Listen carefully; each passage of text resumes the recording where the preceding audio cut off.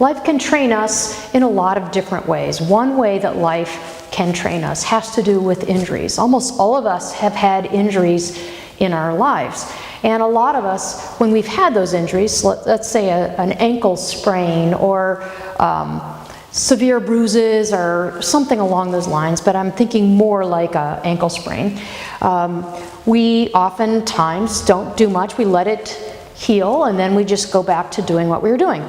But what we know now is that those kinds of things, any kinds of injuries that we've had that haven't been completely rehabbed, and even when they have been completely rehabbed, they may change our ability to move. They may be training us, and they'll become a liability for us. So this is kind of be demonstrated through this cumulative injury cycle that I have up here. So let's just take an example. So if we have an injury, we'll say it is an ankle sprain. So we have an ankle sprain. Initially, the ankle swells up, so it's inflamed.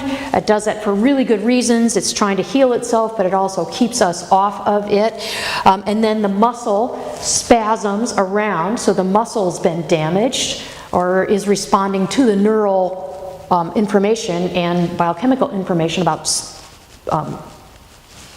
spasming, just stopping the motion. So now we are not moving very much, so again, it keeps us from moving. And then in the next few days, maybe the swelling will start to go down a little bit, but we're still not moving it very well because we have a reparative process that's going on. So our body is healing it, so it's going in and laying down adhesions of various sorts or connective tissue as band-aids, so to speak, inside of the muscle, and it's creating potential adhesions inside of the muscle. Now these are not things that the muscle originally came with, or the connective tissue or whatever was hurt. So we have these adhesions that are laid in all different directions, like a scab might on your skin, and just like a scab might on your skin create an area of tightness, these adhesions can alter then the ability of the muscle to contract and stretch.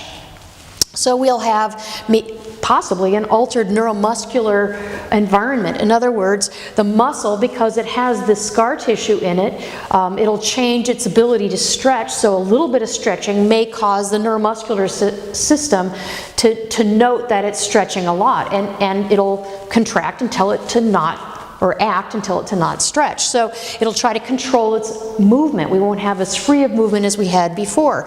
So in effect then, this can then lead to, over time, muscle imbalances. So one muscle can become stronger, another one weaker, because one side is being used more than another, which then now we have an imbalanced body, so it's much more likely to get injured again. We know from the literature that once we have an injury, we're much more likely to have another injury, not necessarily at the same place, but somewhere in the body, because this whole system is operating. So another thing that we have to be concerned with adults in particular, is that they're all dealing with some sorts of injury recovery. So they're somewhere in this cycle. We've all had injuries of various sorts.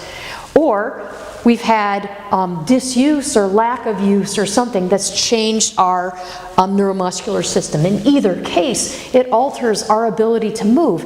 And in order to be able to move fully, we need to do something about that to get that function back to allow us to live our life as fully as we'd like to.